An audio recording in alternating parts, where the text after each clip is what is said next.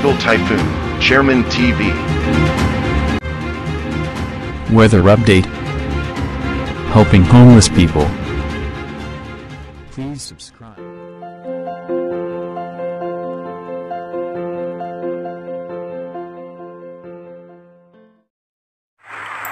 Magandang umaga po. Ito po ang latest update natin para nga po dito sa minomonitor natin na si Typhoon Marce.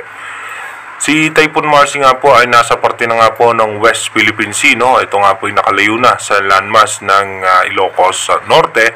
At tinataglay nga po nito yung lakas na 155 km per hour malapit sa gitna.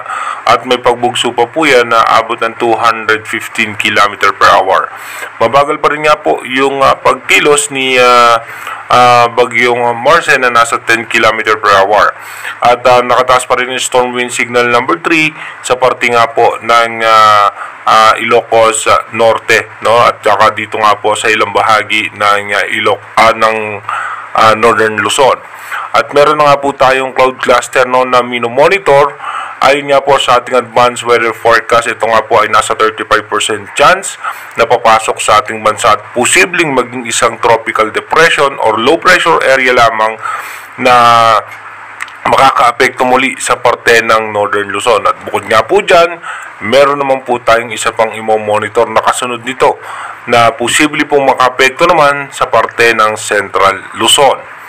Dito po nga sa ating inilabas ng bagong pag-asa DUST, na storm wind signal number 3 pa rin, number 4 rather, dito nga po sa may parte ng Ilocos Norte, dito po sa northern portion ng Apayao, northern portion ng Abra, at northern portion pa ng Ilocos Sur.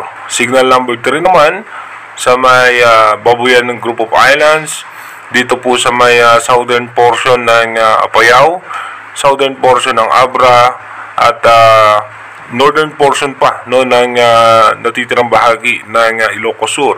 At signal number 2 naman, dito nga po sa may Ilocos Sur, natitirang bahagi ng Abra, Kalinga, natitirang bahagi ng Cagayan, at dito nga po sa northern portion ng Ifugao, Mountain Province, at northern portion ng La Union at ng Benguet. Habang signal number 1 naman ang Batanes, La Union, Benguet, Ifugao, Isabela, Aurora, Quirino, Nueva Vizcaya, Pangasinan, Zambales, Nueva Ecija, and Nueva Vizcaya.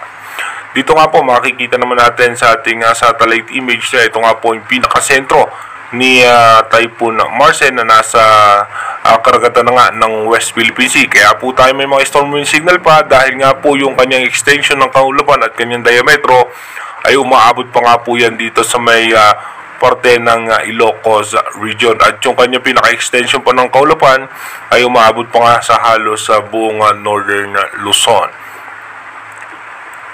Dito naman po sa inilabas din ng bagong pag-asa DST, possible nga po meron tayong heavy to intense rain nasa 100 to 200 mm dito nga po sa may Ilocos Norte, Ilocos Sur, Apayao, Abra.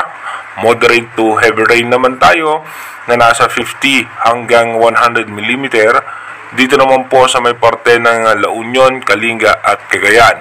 Iba yung pag-iingat nga po sa ating mga kababayan dahil may mga potential pa po na makakaranas tayo ng mga pag-ulan. Dito naman po sa ating advanced weather forecast ng European Center, tuloy na nga pong lalayo itong si Typhoon Marce habang papasok, posible nga po pumasok ng Philippine Area of Responsibility as low pressure area, yung cloud cluster na nakita natin sa labas by November 9. At pagkatapos po niyan, as low pressure area, diretso po yan dito sa may parte ng Aurora. Dito po may posibilidad, nasa 35% nga yung chance na mag-develop ito into tropical depression or mahinang bagyo. Kung sakali magtutuloy, ito po ay posible maging si bagyong Nika. At ito po ay mataas naman ang posibilidad na magkaroon ng landfall scenario sa may parte po yan ng Cagayan o dito nga po sa may parte ng Tugigaraw. At pagkatapos po niyan, lumabas sa ating landmass, ang exit point niyan dito pa rin po sa may parte ng Ilocos Norte. papasok naman po na bilang isang bagyo na agad itong posibleng si Bagyong Opel. Si Bagyong Opel naman ay banta po yan sa Central Luzon. Possible nga po by November 14, approaching na po yan sa parte na Central Luzon. Then posible pong tumama yan sa Central Luzon by November 14 ng gabi or November 15 ng madaling araw. At ito po yung exit point niyan sa parte po ng La Union or ng Ilocos Sur. Pero again, na inuulit natin, ito nga po nakikita natin sa ating advanced weather forecast is possible scenario pa lamang po yan. Malaki pa rin po ang tsansa na magbago yan. Mas maigi po makapaghanda na tayo sa posibleng dalawa pang banta ng sama ng panahon na muling makakaapekto sa ating bansa. At ito po ay posibleng mapaminsala na naman at marami na naman po tayong kababayan maapektuhan dito na naman po sa dalawa pang posibleng banta ng sama ng panahon. Again inuulit ko po, manatili tayong tumutok sa ating advanced weather forecast para malaman nga po natin kung ano nga ba yung mga posible pang magiging senaryo nitong dalawang sama ng panahon na posibleng makaapekto sa ating bansa. Mag-iingat po tayo palagi. God bless po sa ating lahat.